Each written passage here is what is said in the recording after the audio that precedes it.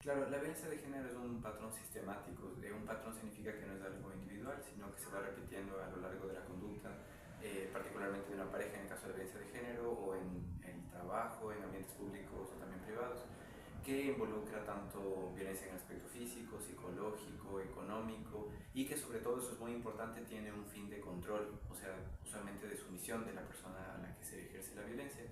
Hay que tomar en cuenta que esta violencia es muy común en nuestro país. Usualmente se han registrado como 15.000 casos o 25.000 casi al año usualmente.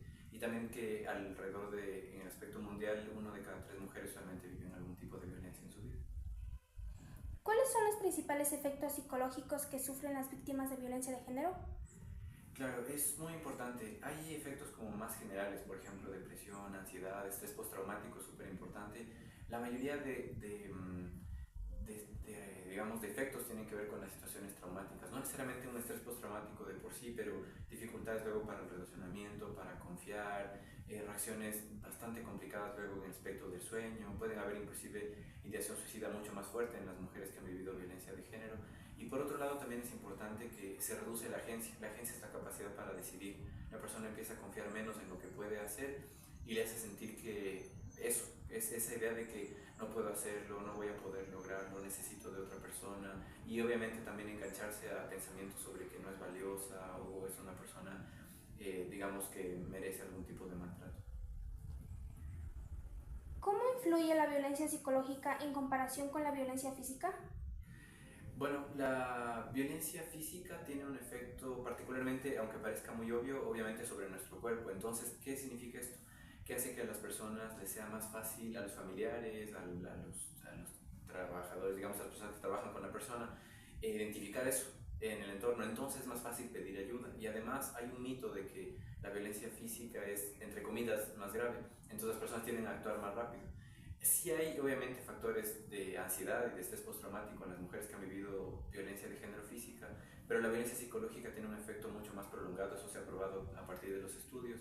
Ansiedad, depresión, aspectos de, como justamente mencionaba anteriormente, críticas, o sea, uno se engancha a críticas hacia uno mismo, la sensación de que uno no tiene agencia, de que uno no va a salir de esa situación, se prolongan mucho más en el tiempo, sobre todo con efectos traumáticos para la persona en el caso de la violencia psicológica. ¿Qué papel juega la dependencia emocional en las relaciones violentas? Es un aspecto importante. La dependencia emocional, podemos decir que todos los humanos hasta cierto punto queremos estar con otros humanos. Los seres humanos somos seres sociales en sí. Desde que pues existimos en esta tierra nos gusta estar en grupo. Sin embargo, en el aspecto de pareja, la dependencia emocional, que ya tiende a ser más rígida, tiende a buscar la unión bastante continua, o podemos decir bastante apegada a la otra persona, y también una sensación de ansiedad cuando se separa.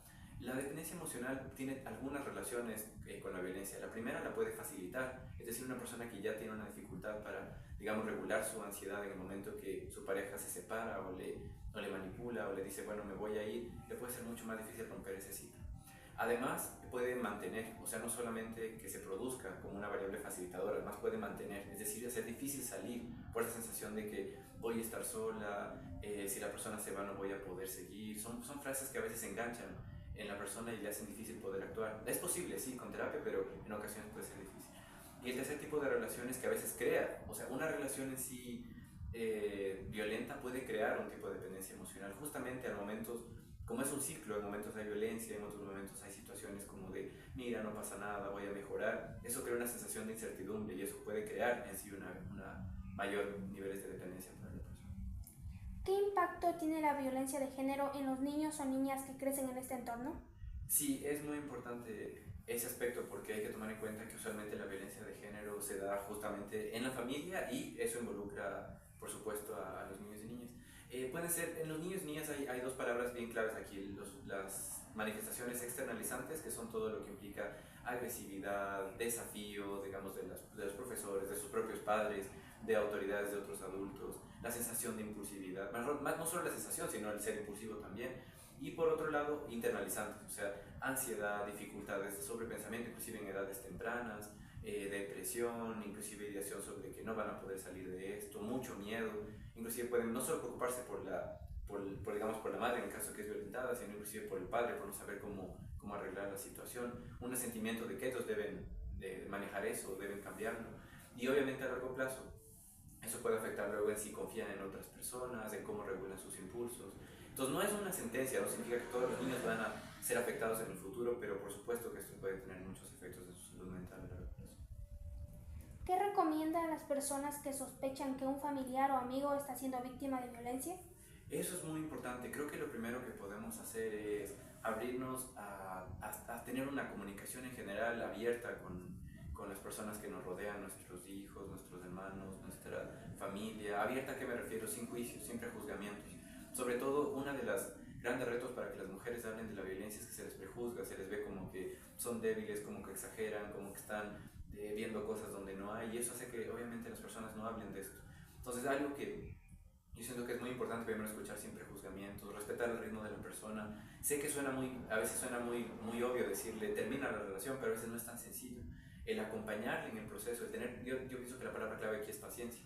Y obviamente hay factores mucho más concretos, ¿no? Como de estar ahí, acompañar a la persona, hay que se involucre con redes de apoyo, que tal vez hable con sus hermanos, con su mamá, porque muchas veces las personas no hablan con otras personas, se lo guardan por años o meses. Un poquito por ese lado podríamos recomendar. ¿Cómo puede la sociedad contribuir a la prevención de la violencia de género desde el ámbito emocional y mental? Por supuesto, en el ámbito emocional y mental tenemos que también relacionarlo con el hecho de cómo lo estamos percibiendo. Si percibimos a la violencia como un aspecto normalizado, banalizado, minimizado, ¿a qué me refiero? Como no es un gran problema, eso es de siempre, o las mujeres se buscan, ese tipo de mitos, obviamente hace que esto se vaya reproduciendo.